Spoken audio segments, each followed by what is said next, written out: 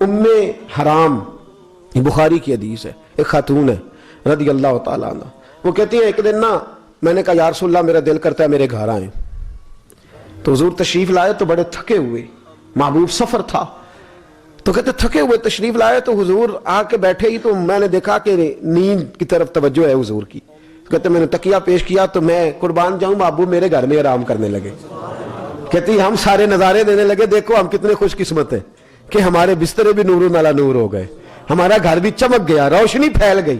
کہتے ہیں حضور سوئے جب اٹھے نا تو مسکرا رہے تھے، حضور اٹھے تو اس زمانے میں کوئی تصور نہیں تھا بیڑی بیرے کا، کشتی جو سمندر میں چلتی ہے اس کا تصور ہی نہیں تھا، ابھی قریب قریب نہیں بنتی تھی وہ کشتیاں، دور دور علاقوں میں بنتی تھی، اور اگر بنتی بھی تھی تو ان میں بیٹھ کے مجاہد نہیں جاتے تھے، مجاہد خشکیوں کے راستے جایا کرتے تھے۔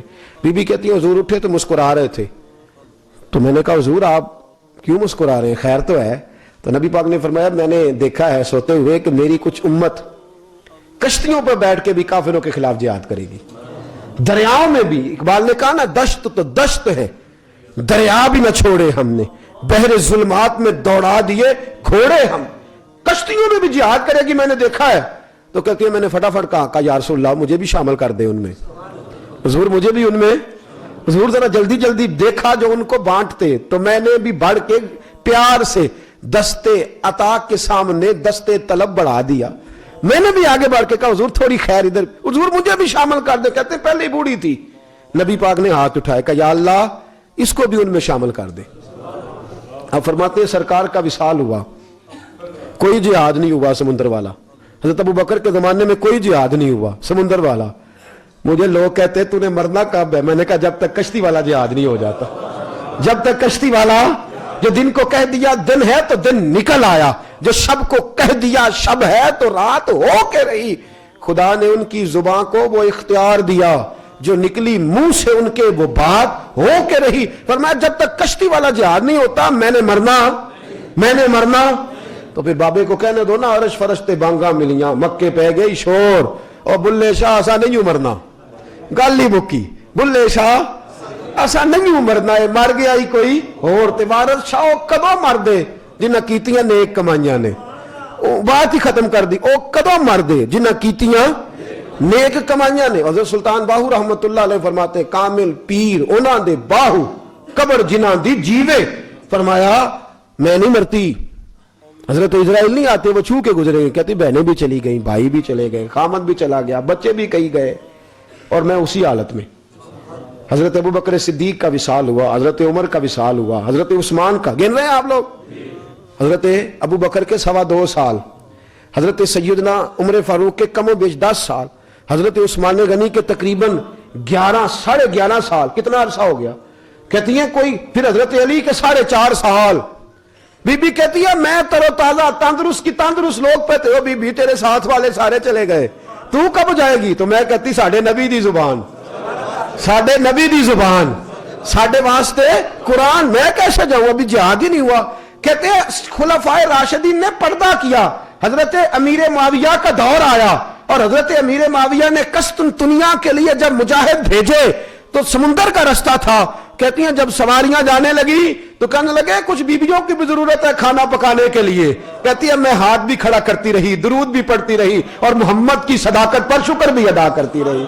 کہتے ہیں میں نے ہاتھ کھڑا کیا تو مجھے کچھ لوگ کہنے لگے بی بی تو سلیکٹ ہو جائے گی، تو بوڑھی ہے، تو کہتی ہے میں نے کہا سلیکٹ ہو کیا جاؤں گی، مجھے جانے والے سلیکٹ کر کے گئے ہیں، مجھے سلیکٹ کیا گیا ہے، جنہوں نے ظاہری پردہ کیا ہے نا سلیکٹ، مجھے حضور نے دعا کر دی تھی تو نبی پاک کی دعا، فرماتی ہیں میں کشتی میں بھی بیٹھی، جہاد بھی کیا، اور جس دن وہ جہاد ختم ہوا حضرت ام حرام کا وصال ہو گیا، تو لوگوں سے پوچھتے بی بی چلی گئی، کہنے لگے ہاں مصطفیٰ کا کیا ہوا وعدہ جو پورا ہو گیا ہے، میرے محبوب نے جس کو دعا دے دی، میرے رسول کریم نے جس کے لیے دعا کر دی۔ حضرت قتادہ رضی اللہ تعالیٰ عنہ کی آنکھ نکل گئی جنگ میں، آنکھ نکل گئی، ڈیلا ہی باہر آ گیا، تو آنکھ ہاتھ پہ رکھی ہے حضور کی بارگاہ میں، یا رسول اللہ صلی اللہ علیہ وسلم آنکھ نکل گئی ہے، تو نبی پاک صلی اللہ علیہ وسلم نے فرمایا اگر تو کہے تو میں تیری آنکھ صحیح کر دیتا ہوں، اور اگر تو کہے تو میں دعا کر دیتا ہوں اللہ تجھے جنت دے دے گا۔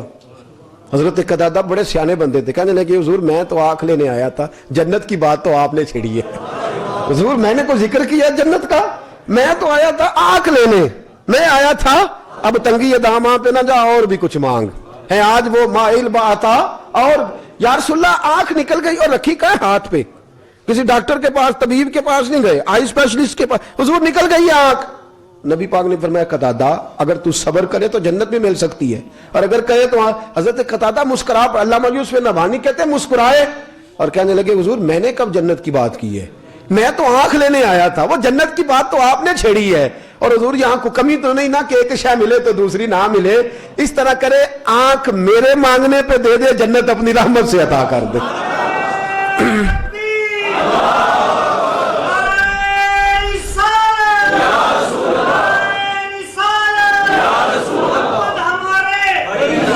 صلی اللہ علیہ وسلم.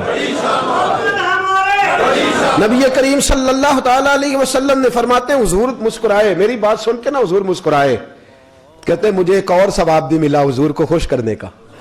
نبی پاک مسکرائے اور حضور نے میری آنکھ پکڑ کے تو دوبارہ وہاں رکھی اور تھوڑا سا لعاب دہن لگایا. کہتے ہیں پہلے سے زیادہ روشن ہو گئی, پہلے سے زیادہ روشن ہو گئی. کہتے ہیں میں جب سفر پہ جاتا تو لوگ کہتے, دوست کہتے تیری آنکھیں بڑی پیاری ہیں, تیری آنکھیں. حضرت بابا فرید الدین مسعود گنج شکر رحمت اللہ تعالی علیہ کی آنکھیں بڑی خوبصورت تھیں. تو دلی کے بازاروں میں پھرتے تھے نا, تو خواجہ قطب صاحب نے فرمایا ایک دن کا فرید الدین ذرا آنکھوں کا خیال رکھنا, زمانہ بڑا خراب ہے ذرا. تو بابا صاحب دور جاتے پانی بھرنے, تو ایک عورت تھی, کہنے لگی جی میں آپ پہ عاشق ہو گئی ہوں. تو بابا صاحب کہنے لگے تیری مہربانی, میں تو درویشوں کے پاس رہتا ہوں, تو کس چکر میں, چھوڑ دے جان.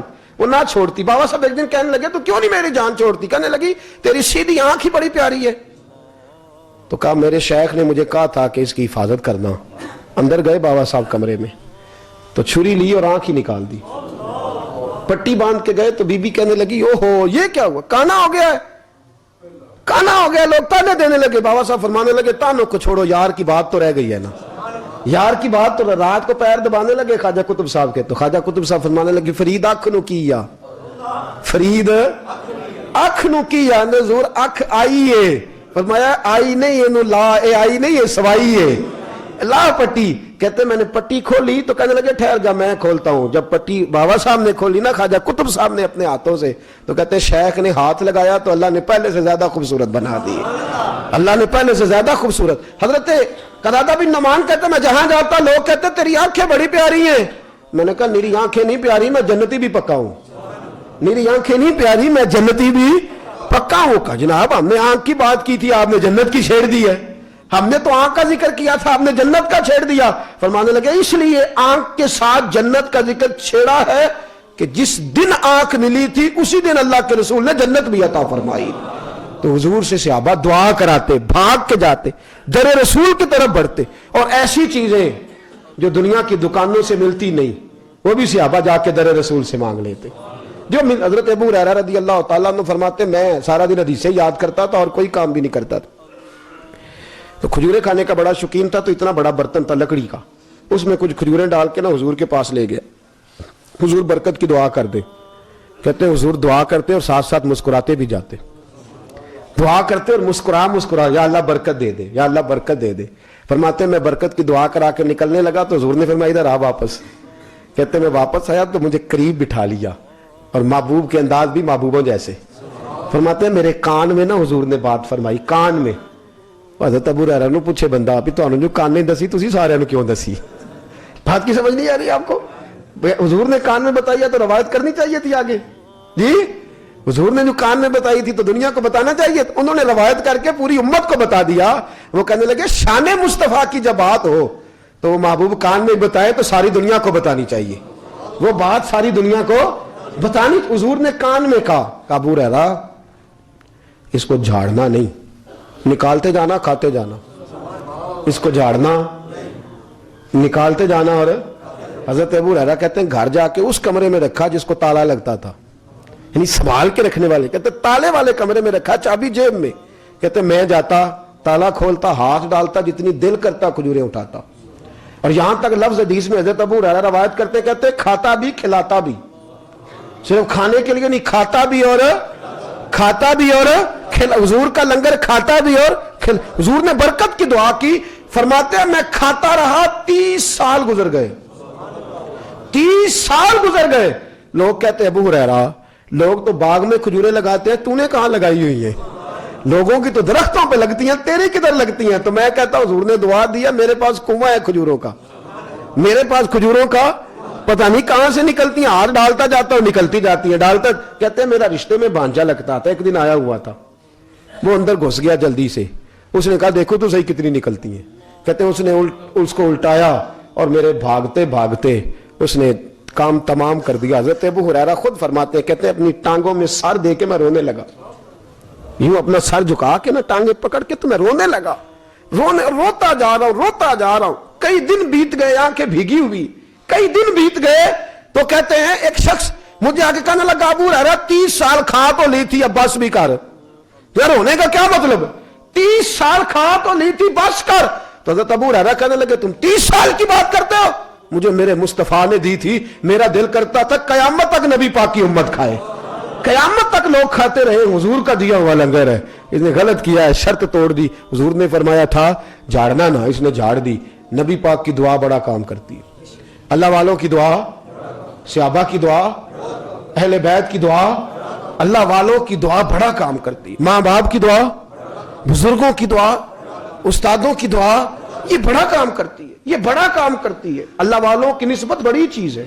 خدا دے یہ دولت، ایک بندہ ایسا ہونا چاہیے جو ہمارے لیے خالص دعا مانگے، اس کا بڑا نفع ہے، اس کا بڑا نفع ہے، جو خالص دعا مانگے۔ کوئی ہونا، حضرت موسیٰ کلیم والدہ کے انتقال کے بعد بڑھے نا جب کوہ طور کی طرف، تو کائنات کے مالک نے کہا کہ تو ذرا دھیان سے آنا، یا اللہ میں پہلے بھی آتا ہوں، راستہ تو مجھے یاد ہے، مجھے ساری گلیوں کا پتہ ہے جو گزر کے کوہ طور کو جاتی ہے۔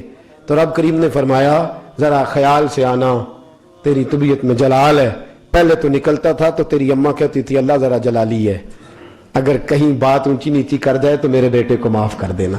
فرمایا اب تیرے پیچھے دعا کرنے والی تیری بوڑھی ماں موجود ہے، یہ دعاؤں کا حسن، یہ دعاؤں کی پاکیزگی، یہ دعاؤں کا رنگ، یہ دعاؤں کا انداز، یہ بڑا قیمتی ہے۔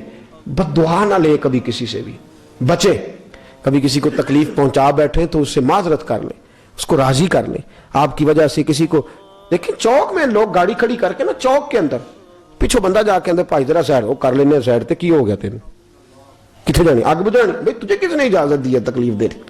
چوک میں کھڑا ہے، لوگوں کو اذیت دے رہا ہے، تکلیف دے رہا ہے، پریشان کر رہا ہے، اور الٹا تو کہہ رہا ہے کہ جناب کیا ہو گیا، اور اگر کوئی بات کرے تو جھگڑا ہوتا ہے، ڈانٹ دیتے ہیں، کہتے چھوڑے آپ کو کس نے اجازت دی ہے، نکل جاتے ہیں، کیا ہو گیا ہے؟ ہم تکلیف بھی دیتے ہیں اور پھر بعد میں ہم کہتے ہیں کہ پتہ نہیں کیا ہوا، مصطفیٰ کی دعا کی کیا بات ہے۔ بات ختم کرنے لگا ہوں، نبی پاک کی دعائیں ختم نہیں ہوئی، حضور کی دعائیں ختم، سارے بولے حضور کی دعائیں ختم۔ میرے رسول کریم صلی اللہ علیہ وسلم نے فرمایا حیاتی خیر لکم و مماتی خیر لکم، میرا ظاہری طور پہ رہنا بھی بہتر ہے اور میرا پردہ کرنا بھی تمہارے حق میں۔ یا رسول اللہ صلی اللہ علیہ وسلم پردہ کیسے بہتر ہوا؟ تو محبوب نے فرمایا قبر میں بھی تمہارے اعمال مجھ تک پہنچائے جائیں گے، اگر ہوئے اچھے تو سجدہ شکر ادا کروں گا، اور اگر تمہارے عمل برے ہوئے تو میں تو قبر میں بھی تمہارے لیے دعائیں کرتا رہوں گا، وہاں بھی تمہارے لیے دعائیں، وہاں بھی تمہارے لیے التجائیں۔ تو جو محبوب قبر میں بھی ہمارے لیے دعا کریں، ہمیں بھی درود پڑھنا چاہیے کہ نہیں، سلام بھیجنا چاہیے کہ نہیں، حضور کو یاد کرنا چاہیے کہ نہیں، ذکر و اذکار کی محفل تک جانا چاہیے کہ نہیں۔ اللہ ہمیں اپنے محبوب کی دعاؤں کا فیض عطا فرمائے۔ ہم نے شامل رہتے خیر الانام میں گزرے، دعا ہے یہ عمر درود و سلام میں گزرے۔ وآخر دعوانا الحمدللہ۔